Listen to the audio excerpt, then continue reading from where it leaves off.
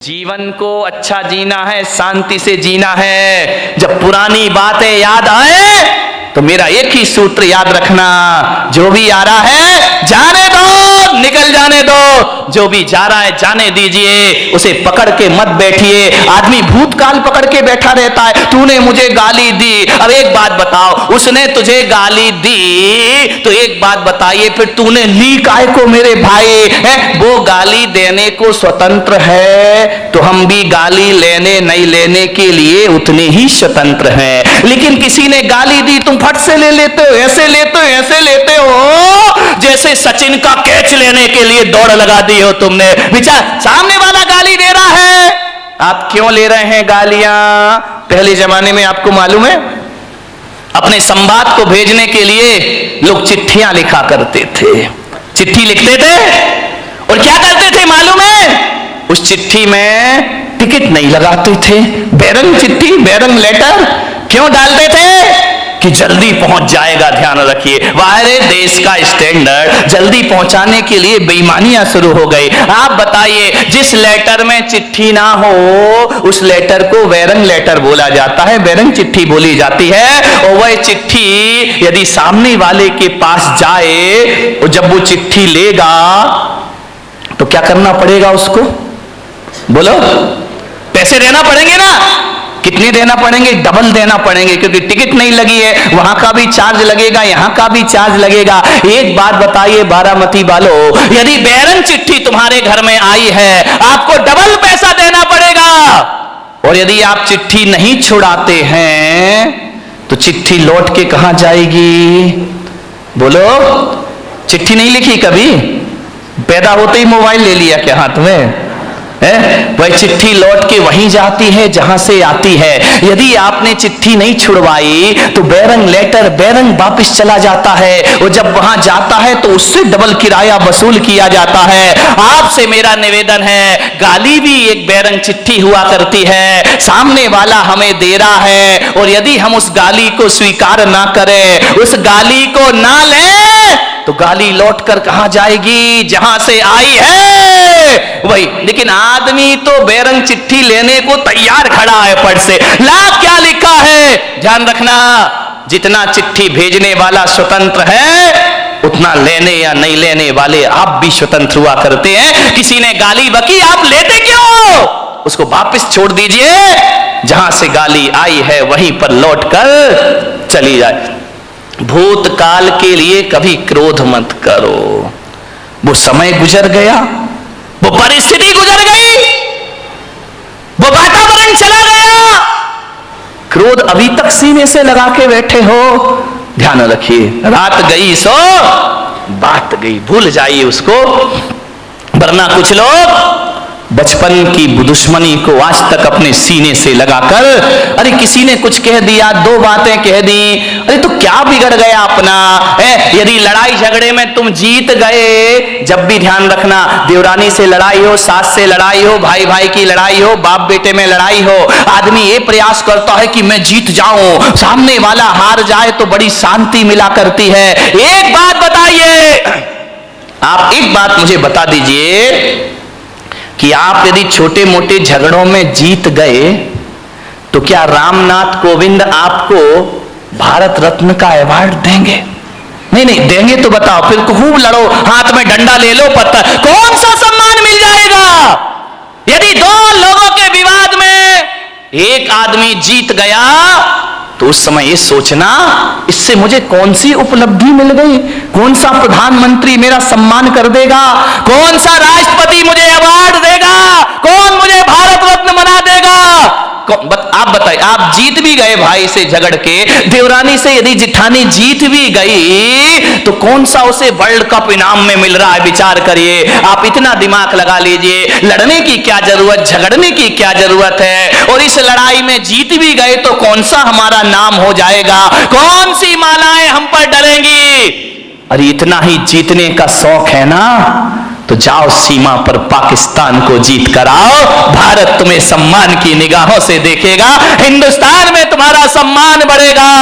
और मैं आपसे निवेदन कर रहा हूं, पाकिस्तान को जीतो या ना जीतो, महावीर की तरह खुद को जीत लो, दुनिया तुम्हें भगवान मानना प्रारंभ कर देगी, दुनिया तुम्हें पूजा करना प्रारंभ।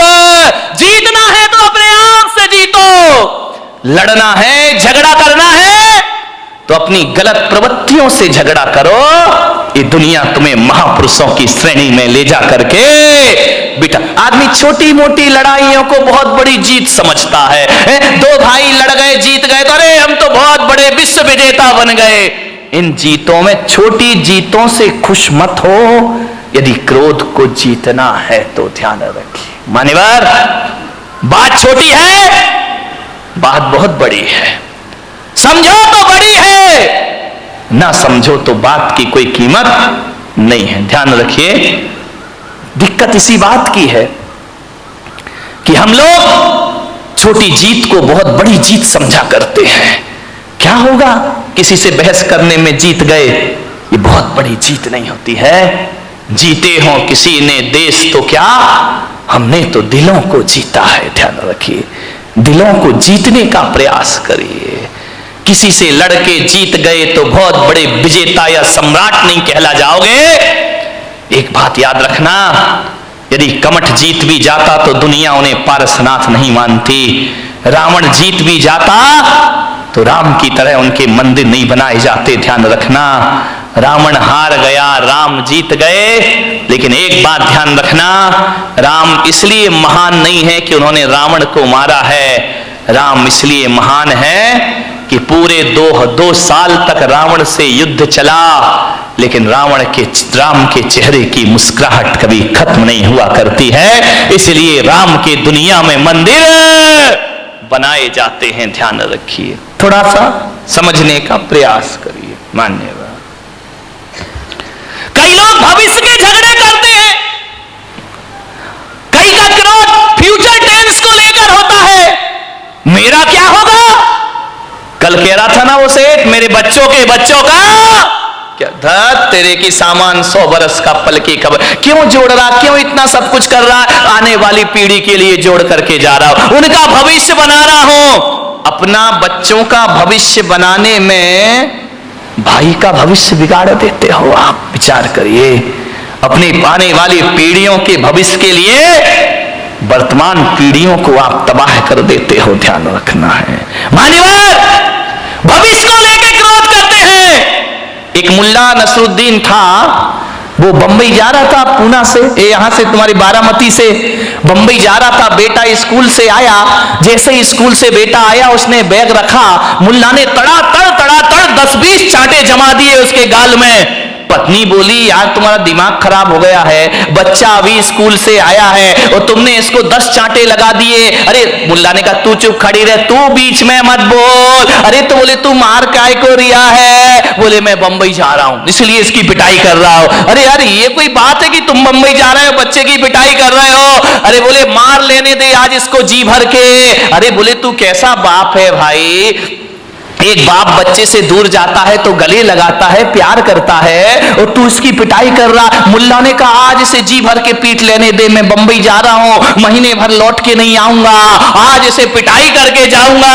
अरे पत्नी ने कहा कि यार मार क्यों रहा है? बोले, तू नहीं समझेगी, मार इसलिए रहा हूं कि अब मैं महीना भर तो घर आऊंगा नहीं, परसों इसका रिजल्ट आने वाला है और मुझे मालूम है फेल होगा, और जब मैं यहां नहीं रहूंगा तो इसे मारेगा कौन?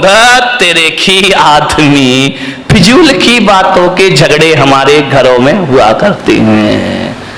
जेठानी लड़ती है, पति समझाता है कि झगड़ा मत कर, तुम कुछ नहीं समझते हो, तुम्हें अपने बच्चों का भविष्य दिखाई नहीं दिया करता है, भविष्य को लेके झगड़े कर रहे हो। एक बात ध्यान रखिए, न भूत को स्मरण करो, न भविष्य की चिंता करो, वर्तमान में जियो और वर्धमान बन करके खड़े हो जाइए, आपके जीवन की समस्याओं का हल हो जाएगा।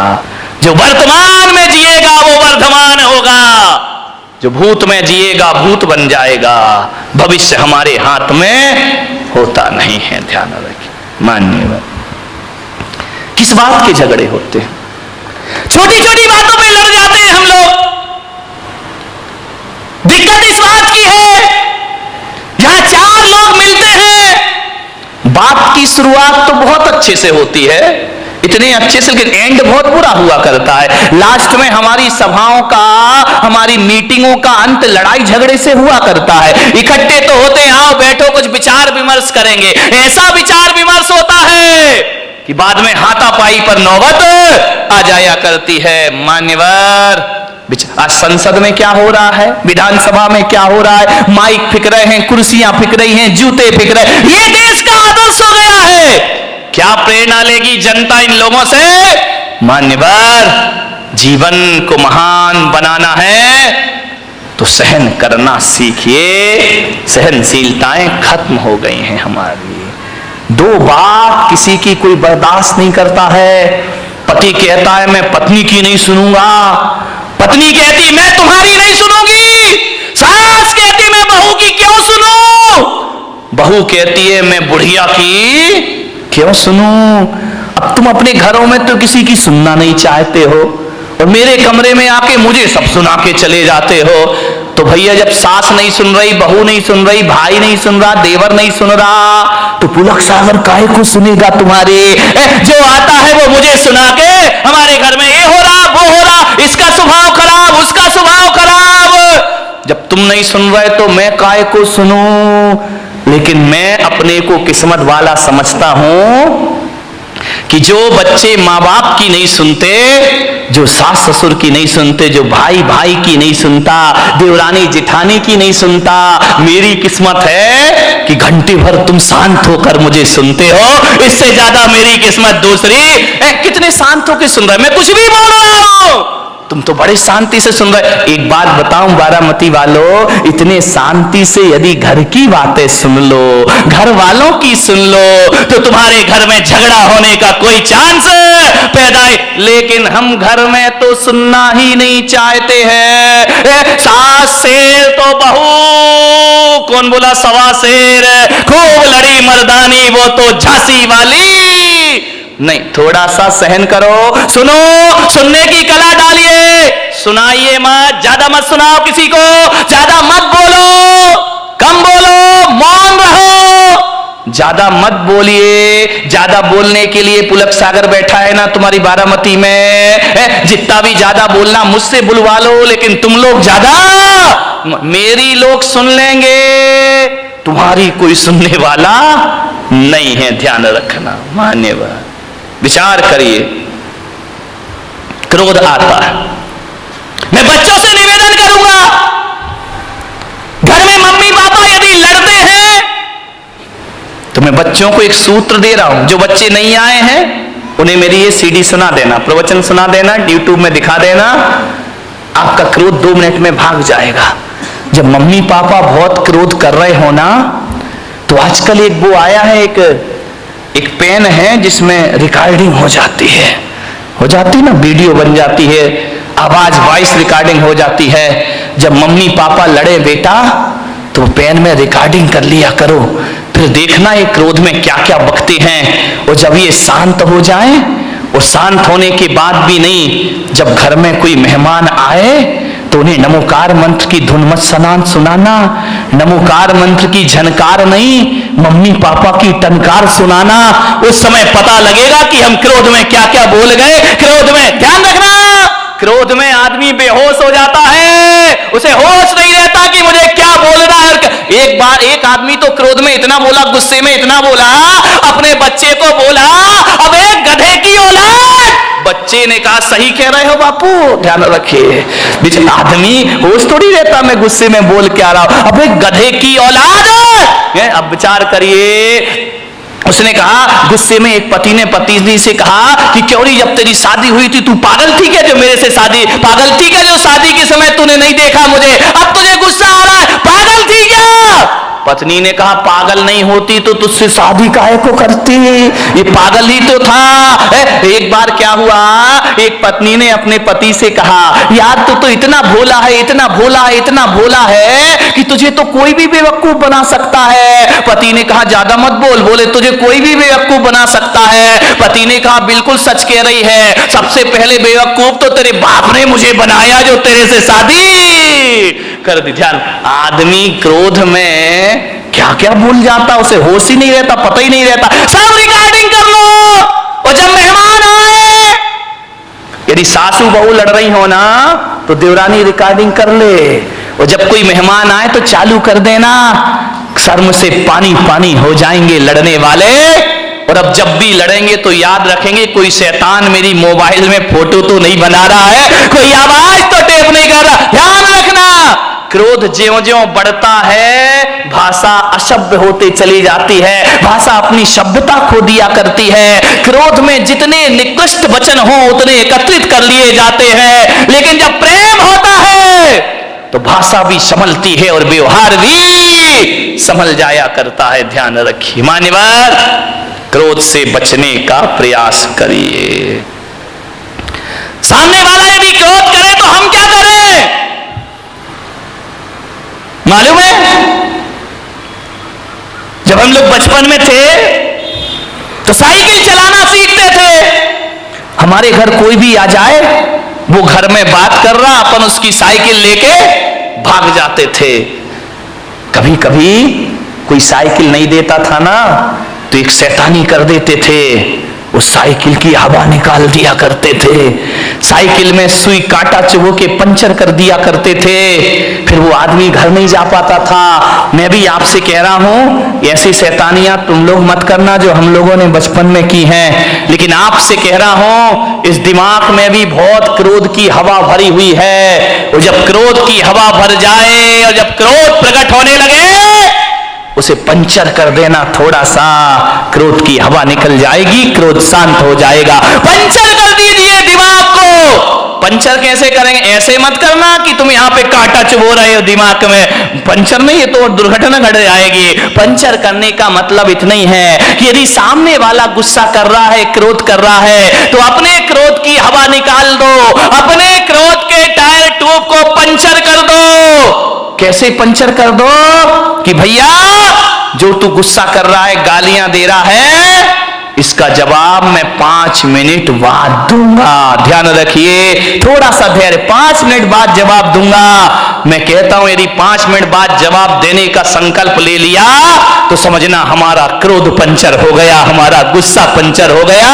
5 मिनट बाद आप उस क्रोध का जवाब कभी नहीं दे पाएंगे। ध्यान, आपको लगेगा यार किन बातों पे लड़ रहे थे, किन बातों पर बहस हो रहा था, ये लड़ने जैसे कोई तो बात ही नहीं। क्रोध को पंचर कर दीजिए। एक आदमी को मैं जानता हूं, वो एक चिट्ठी लिख रहा था, ऐसी चिट्ठी ऐसी चिट्ठी ऐसी चिट्ठी, 4 पेज भर दिए उसने, इतनी गालियां, इतने गंदे शब्द। मैं वहां पहुंच गया, मैंने कहा क्यों भाई क्या कर रहे हो? अरे बोले मेरा दोस्त है ना, अब दुश्मन बन गया है, बहुत मेरा अपमान किया उसने। मैं चिट्ठी लिख रहा हूं, हजारों गालियां उसने चिट्ठी में लिख दी। तेरा सत्यानाश हो, तू बर्बाद हो, तू धोखेबाज है। लालू चिल्ला रहा ना नीतीश को कि तू धोखेबाज है, तू धोखेबाज है, तूने धोखा दिया, गठबंधन तोड़ा, 1000 गालियां। ध्यान, चिल्लाते रहो, अभी तो सारी दुनिया में मोदी ही मोदी चल रहा है। ध्यान रखिए, 1000 गालियां लिखी उसने। बोले मैं इसको पोस्ट करने जा रहा हूं, उसके पास पहुंचेगी ये चिट्ठी। मैंने कहा एक काम कर मेरे भाई। बोले क्या? मैंने कहा एक काम कर, ये चिट्ठी तूने लिख दी? बोले लिख दी। मैंने कहा इसको आज नहीं कल पोस्ट ऑफिस में डालना, लेटर बॉक्स में डालना। बोले नहीं मैं तो आज ही डालूंगा। मैंने कहा नहीं तो कल डालना।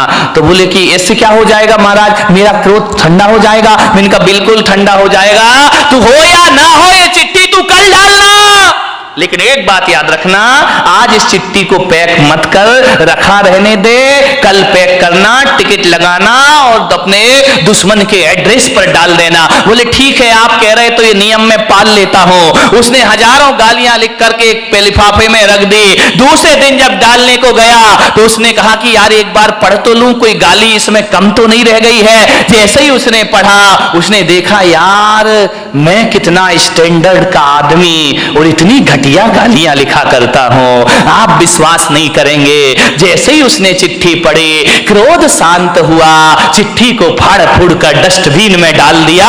बोले जवाब देने से कोई मतलब। ध्यान रखना, क्रोध तात्कालिक पागलपन है, और जब ये पागलपन पैदा होता है तो एक बात याद रखना, क्रोध तात्कालिक पागलपन की निशानी है। जब आदमी क्रोध में होता है तो पागलों जैसी हरकतें प्रारंभ कर दिया करता है। लेकिन एक बात ध्यान रखना, ये ऐसा पागलपन है जो जब पागलपन ये दूर होता है ना तो पश्चाताप दे करके जाता है हमारी जिंदगी को। सिवा पश्चाताप के हमारे हाथ कुछ लगता नहीं। क्रोध के तात्कालिक पागलपन को शांत करिए, वरना जिंदगी भर आपको पछताना पड़ेगा। ध्यान रखिए, क्रोध तो छोटी सी का टेम्परेरी चीज है, परमानेंट चीज नहीं है। लेकिन क्रोध में जो भी हम करते हैं वो हमें जिंदगी भर के लिए पश्चाताप दिया करता है। ध्यान रखिए, एक बात याद रखना, क्रोध पे थोड़ा ब्रेक लगाना है तो तात्कालिक उत्तर मत दीजिए, थोड़ा सा इंतजार करिए। क्रोध अपने आप शांत होकर के चला जाएगा। ये क्रोध पैदा क्यों होता है आप बताइए? हर आदमी को क्रोध आता है। क्रोध क्यों पैदा होता है? जब अपेक्षा बढ़ जाती है तो क्रोध का जन्म हो जाया करता है।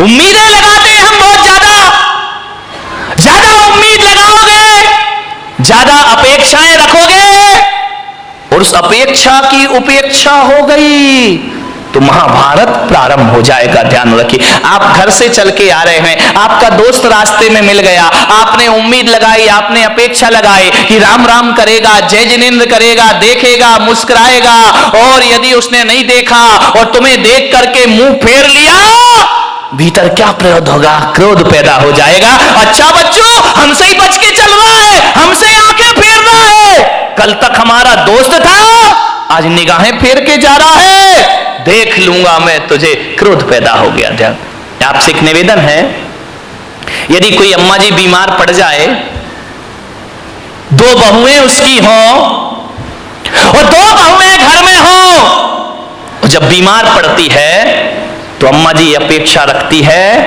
कि एक बहू आकर मुझे एक गिलास पानी देगी, टैबलेट देगी, दवाई देगी, एक बहू मेरे सिर दबाएगी। ध्यान रखना, आप सोचते हैं कि बहू सेवा करेगी और बहू ने सेवा नहीं की तो क्या पैदा होगा? क्रोध पैदा होगा। अच्छा, खा रही हैं, रह रही हैं आराम से, थोड़ी सी सेवा नहीं कर रही, मैं बीमार पड़ी हूं, आके नहीं देख सकती हो।